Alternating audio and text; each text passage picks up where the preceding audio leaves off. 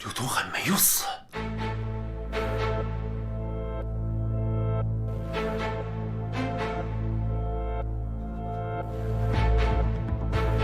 那也就是说，如果我不走的话，小林他就不会。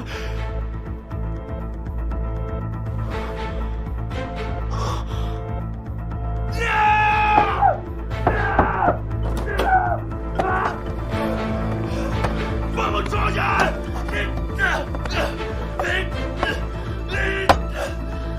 千里，你要是抓不住那个人的话，我绝不放过你！放开我！刚才的审问我都听了，你们怎么看？虽然王超情绪比较激动，但就目前我们掌握的信息来看，我认为他没有犯罪的动机。我们现在看一下物证和尸检的情况吧。我们对死者下体擦拭物做了一个经斑浴实验，检测出呈微弱的阳性，但是 DNA 检测不出任何人的属性。下体有明显的挫伤，且分布均匀，说明死者跟凶手有过性行为。没有检测出避孕套外部的油脂成分，说明凶手没有戴套。如果王超真的是杀人凶手的话，这一点更说不过去。他有什么理由要杀了自己的前女友并且奸尸？而且，他女朋友身子里还怀着他的骨肉。除非那个孩子不是他的。现在所有物证都指向王超。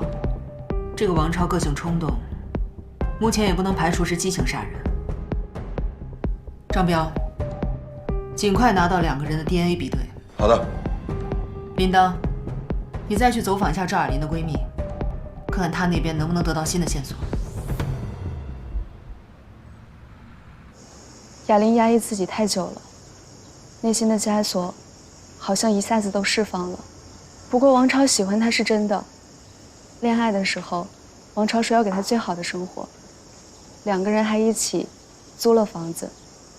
王超把这个当成他的奋斗目标。王超开着个豪车，看起来像是个富二代，但其实车是2手的。雅琳也懒得解释了，但他为人有情有义，开朗自由。雅琳应该也是被他这点吸引了吧。可是3个月前，王超突然联系不上了，雅琳突然急火攻心，病了一场。你别太傻了，自己的身体最重要，照顾好自己，好吗？答应我。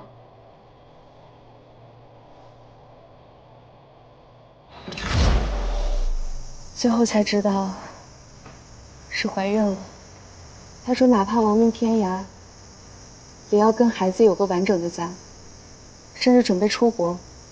考虑到日后生活的费用，他选择了向同学们借款。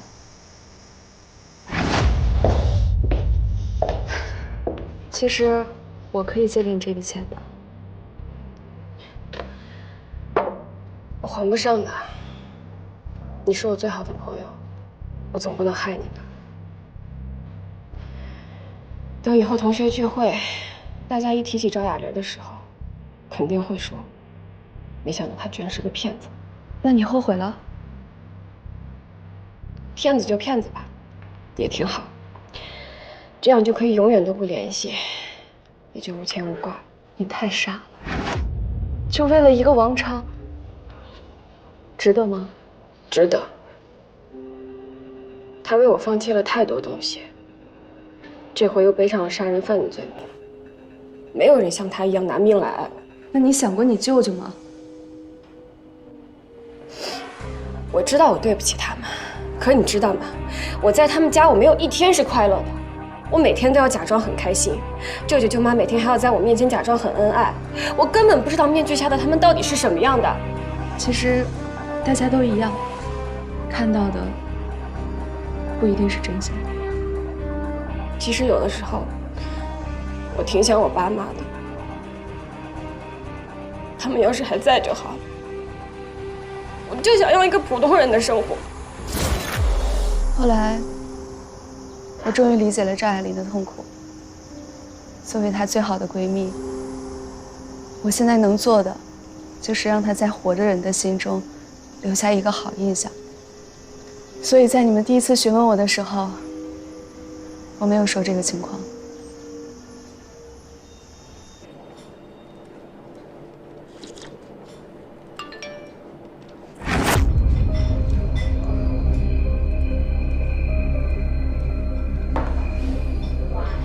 在王超藏匿的渔船上，又发现了第3个人的脚印。所以说，王超不是凶手。王超有案底在身，和赵雅琳是情人关系，凶手选择他转移警方视线，栽赃嫁祸，这说得通。但为什么要选择赵雅琳下手呢？而且凶手是怎么在那么偏僻的地方找到赵雅琳的？现场也没留下任何的痕迹，这是既残忍又狡猾。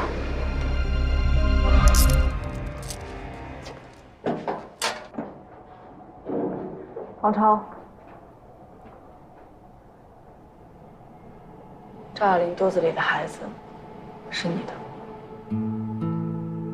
我一直都知道，之前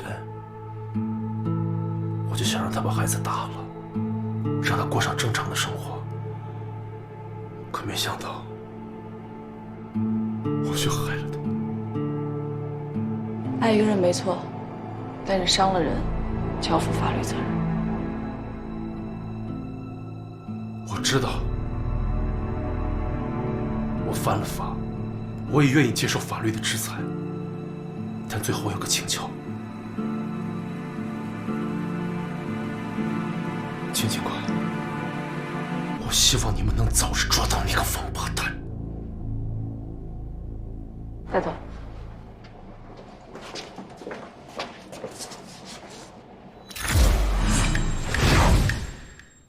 你快回去睡觉，听话啊！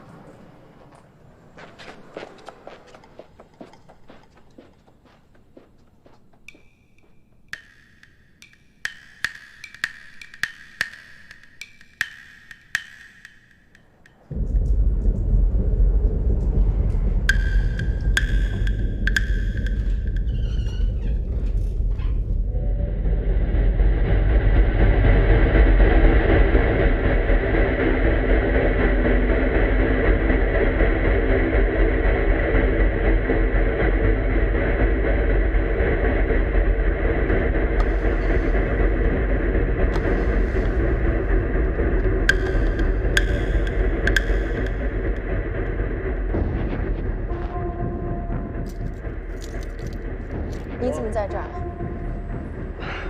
我来陪你唱戏。不用了，你去忙你的吧。我真的练了好久了，我可以的。真的不用了，你去忙吧。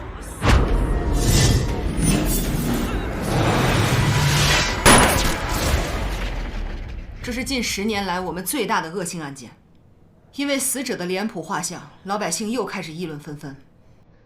有的人怀疑之前的凶手没有落网，有的人怀疑又要发生连环命案。上级对我们施加了不少的压力，所以要抓紧，这个案子进展的速度一定要快，明白吗？明白了。明白。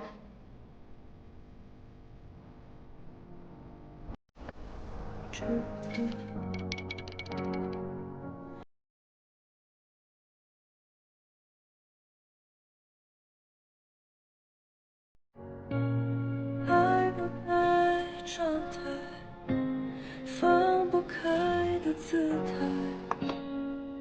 证明与自己的负责。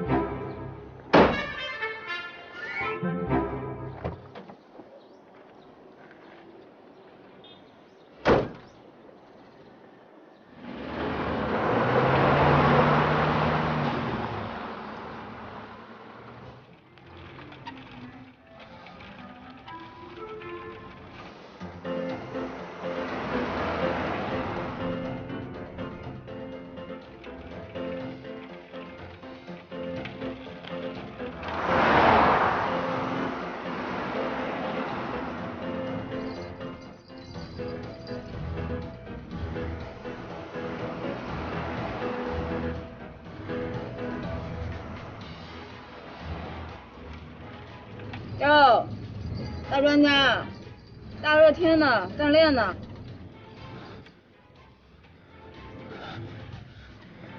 要不这样吧，上车吧，我带你一顿。不用。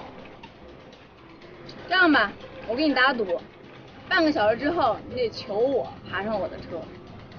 不信。不上拉倒，走了。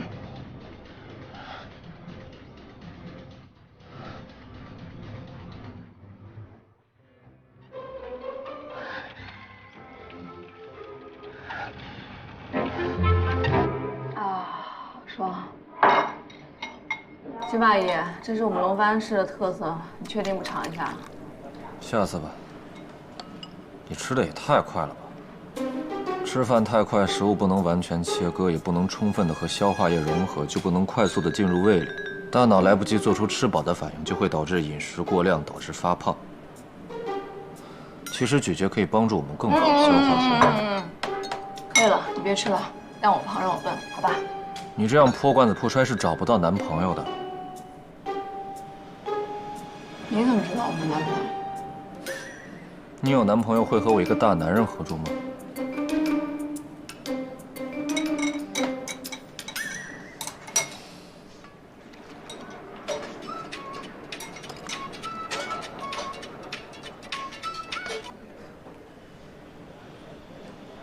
喂。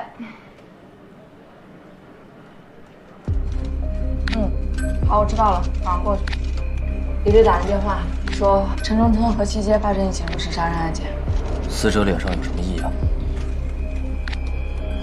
好像没有。男人女人？男人，死者叫杨峰，今年50岁，是河西街街道主任。今天早上6点45分，河西街派出所接到群众报案，说杨峰死在了家门口。借过一下，借过一下。秦法医。辛苦啊！哎，大宝，刘所呢？在前面呢。哎呀，老领导啊，真的好久没见，我都想你们了。你这嘴老这样。哎，给你介绍一下，我们省里来的大专家秦法医秦明。路上辛苦了。我介绍一下情况，死者呢叫杨峰，是咱们河西街的老人了。昨天正好是他的生日。来吧，你们看吧，这就是现场。现场已经很乱了。我们只能靠猜测来分析我们这个事情。来，你看，我个人认为啊，凶手应该是在这里行的凶，然后把死者推到门口。你看这个推拽的痕迹，即便有别的血迹，我觉得都已经被掩盖了，也找不到了。这不太像拖拽的。你看地上有血手印，死者应该是从这里直接爬过去的。我问一下，现场为什么有那么多的血鞋印？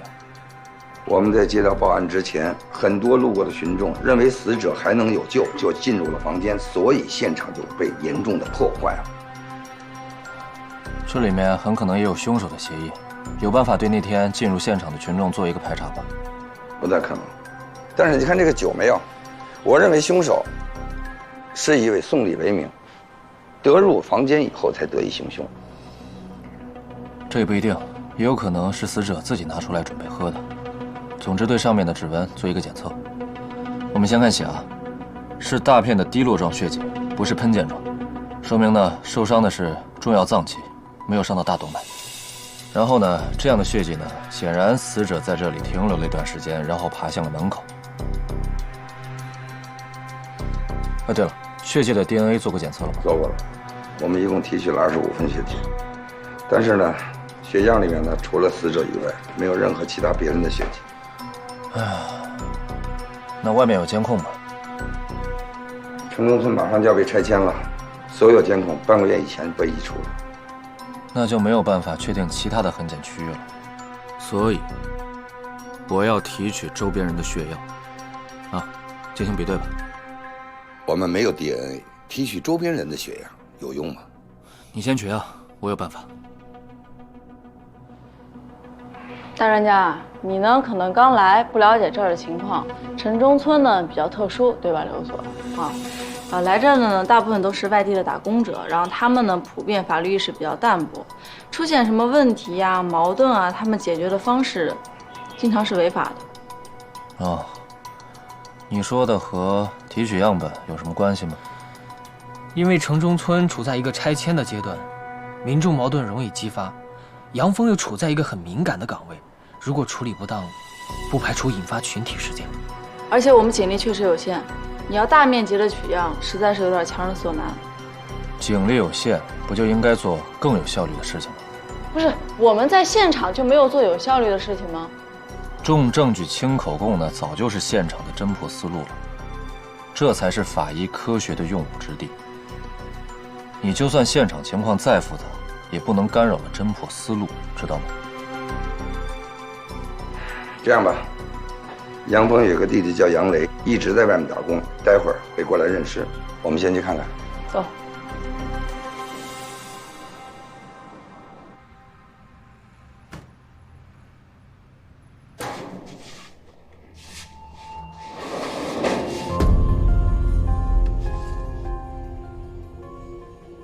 是你哥吗？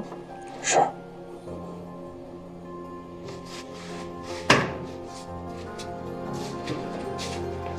节哀顺变了。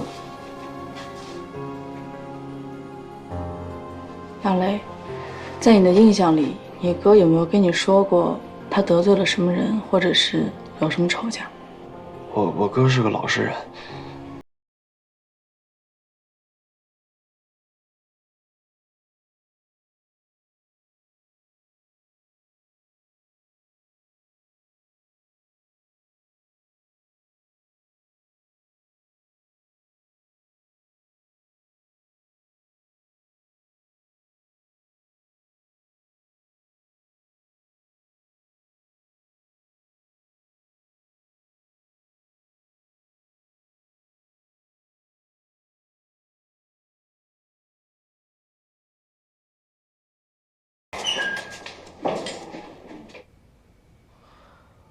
死者身上有6处刀伤，5处顶上胸口，很常规的伤口分布，就是有点密集。每2处创口之间的距离不超过20厘米。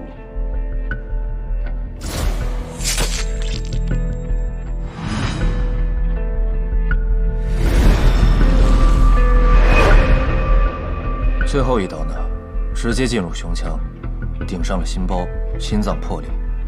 这样的话，送到医院做手术也很难救活了。刀口呢，基本上集中在左侧的胸腹部，还有左侧的腋下，其他地方没有见到什么伤痕，也没有见到什么挤压伤。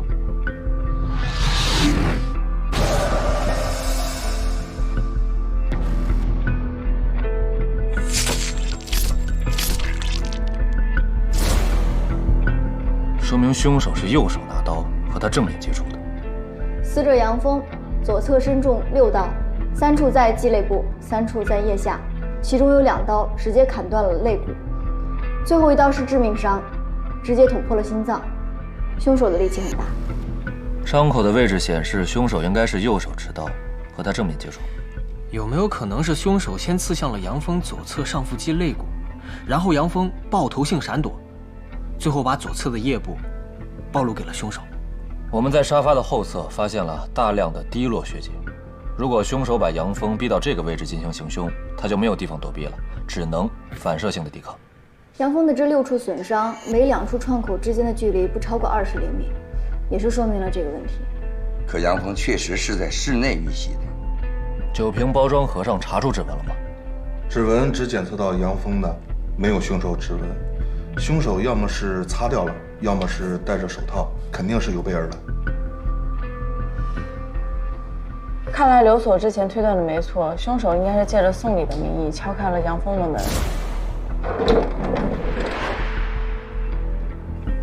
杨峰把凶手带到了客厅，所以说2个人应该是认识的。所以说是熟人作案。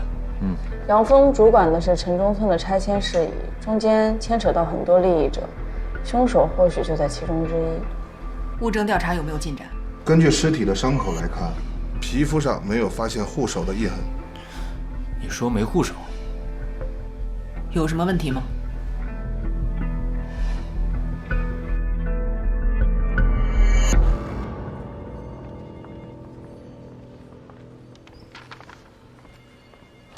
领导，你以前是不是在刘所的手底下干过呀？哦，我在城中村派出所干过一阵子，怎么了？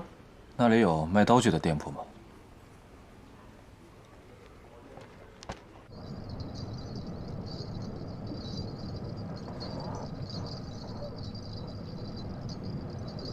哎，哎，金法医，来过这儿吗？我在龙帆待过一段时间，上学的时候总路过河西街，没想到这儿还没拆。马上也快拆了，你还在这儿上过学呀？那我们是校友了啊。我就在这儿借读过半年。半年也是校友，你肯定知道我。学校没人不知道我，我就是那个学校跑得最快的那女孩，那100米、200米、800米记录都是我刷的。从来不看运动会。那广播体操你总参加吧？我就是那个领操员，不是那会儿我还是长头发呢，扎一小辫儿特精神。我站最后一排，没注意过。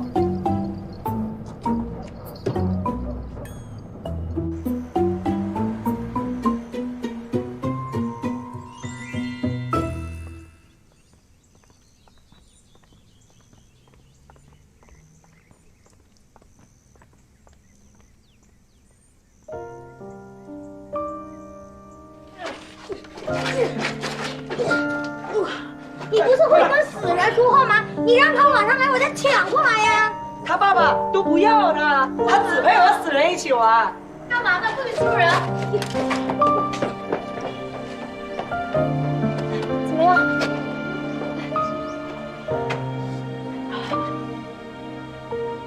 没事吧？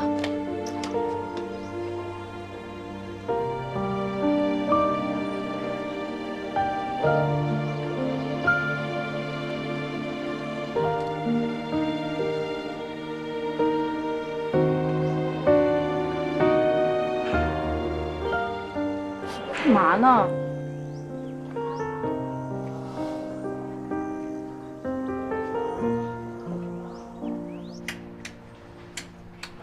哎，老赵。哎，铃铛姐。哎呀，我都跟你说多少次了，你别叫我姐姐姐的，把我叫老了都。有你在啊，咱过日子心里就踏实。再说，在我心里啊，你一直都是咱们的一姐呀。低调低调，嘘。这位是姐夫。嗨，别逗了，这是我们新来的同事。哎，给你介绍一下，老街坊，老字号，街边第一家老赵。有什么事儿你尽管问他。什么事？你这儿有没有一种刃宽3厘米、双刃的刀具？我有3种，全要吗？没有护手的那种。哦，行家呀！这种特制的刀具啊，知道的人少，所以买的人也少。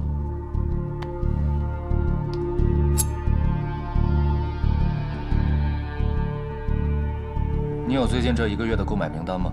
来我家店买刀具的，我都记着呢。不过，这1个月没人买过这种刀具。哎，铃铛姐，我去给你们冲壶好茶，我们一起慢慢喝，慢慢聊啊。别忙活了。我说了吧，凶手呢肯定是蓄谋犯罪，所以他肯定不会就近在这儿买刀。街坊邻居都知道，在老赵这买刀得登记。凶手在哪里买刀都无所谓，我来就是要确认有没有这种刀。什么意思啊？我们尸检勘验过了，凶手呢拿刀行凶是自下而上，碰到肋骨位置一定会有顿挫，这个时候他的手会按照用力的方向向前滑行，所以会怎么样？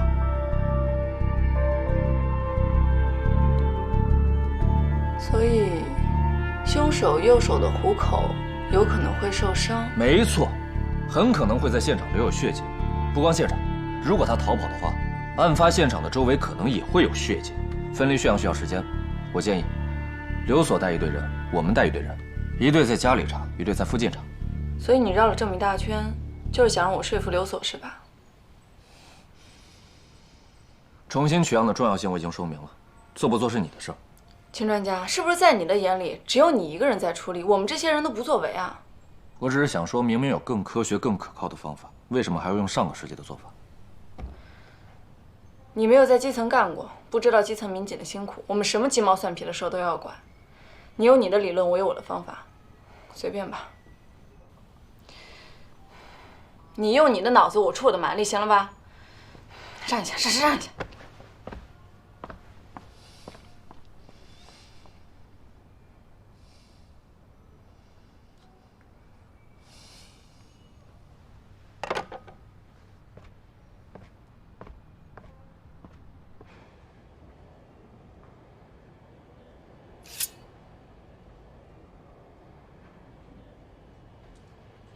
林丹啊，其实你是知道的，咱们派出所条件有限，不像那专业搞刑侦的，咱们就这么10几个人手，还得忙活着拆迁，现在一个个忙得脚都沾不着地。老领导，你说的这些我能不知道吗？我在这干过，我知道兄弟们平时有多辛苦。我一会儿就去给大家买饮料，给大家解解渴。这天太热了。你们新来的这个秦法医，年轻气盛，他只是猜测凶手会用这样的凶器行凶，对吧？哎呀，老领导，他不懂事儿啊，不食人间烟火，你别跟他一般计较。再说了，咱们破案嘛，不就是猜测，然后找出这其中的可能性嘛，对吧？是，年轻人大胆猜测，我完全支持，不放过他1/1000的可能性。他完全可以凭他的能力，他有精力啊，他去验证他自己的猜测。是，如果他这样的话，他去现场，他取200分，再取500分血样来，他真这么做，我到里头呢，我还给他表扬呢，是不是？哟，生气啦？不是，你真生气了，老领导，你就是为了这么一傻小子，一个愣头青，你跟他生气？我没那么小气，说实话，刚下来这个案子，我这锅还没缓过来呢。我知道了，肯定是你那老毛病肩周炎又犯了。来，我好久没给你治治了，你这老毛病就服我。来，放松啊！哎，你别说啊，这祖传的技术还真是不一样，是这儿吧？还真是靠谱。好点了吧？林丹啊，你别以为我看不出你点小心思来，你为这个小伙子大费周折。说实话，你是不是喜欢人家？什么啊，老领导，你在说什么呢？不是，我这不就是想早点破案吗？我喜欢他干嘛呀我？但是我说句实话，他这个人吧，虽然脾气大了点儿，脑子不太好，性格呢有点问题，但是他还是真的有点本事的。你看人家每次吧，虽然就是猜，但他猜的都挺准的，我其实还是挺服他。是啊，那个，我再给你按一会儿。不用了，行了，舒服多了。那就这么定了啊。什么事儿？取样的事儿，这说好了嘛，说定了。这鬼丫头。行，就这么着。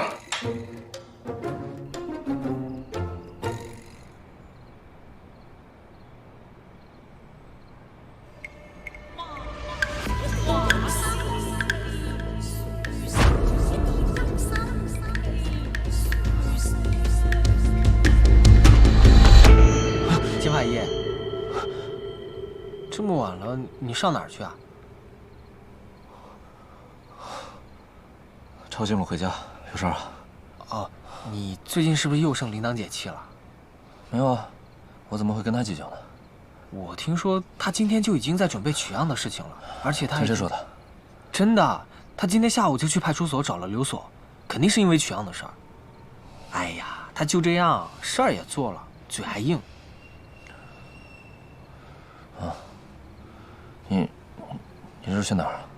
哦，我家住那边。快回家吧，明天见。好，那你也早点休息啊，拜拜。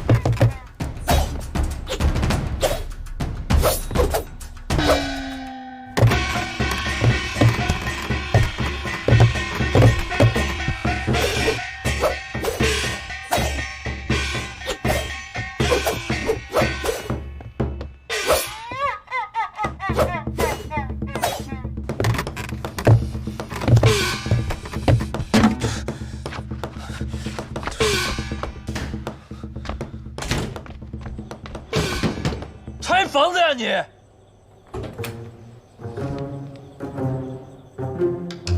我在练剑，有何贵干？大晚上练剑，只许你拉琴，不许我练剑哦。练琴可以帮助我思考，你能吗？练剑也能帮助我思考。你思考出啥了？还有一种方法可能比取样更快。根据道具上的模拟结果可以推定，凶手的伤口根本无法用创可贴来处理，所以我们可以从医院入手。你思考出了什么？我在想，怎么让留所的警民们配合我们提取血样更加的省力。你已经安排去提取血样了？你不信啊？哦，没有。提取血样需要走正规流程的吗？我只是在想有没有更节省时间和人力的方法。现在才想啊。不过凶手呢，为了避免暴露自己的身份，肯定不会去正规的医院。没错，所以我们要从药店入手。贺西有2家药房，明天可以去碰碰运气。这不是碰运气，是反向推理。还有事儿吗？没事了，晚安。哎，今天之前我以为你拉琴很好听呢。约法3章第4条，不要打扰对方的生活。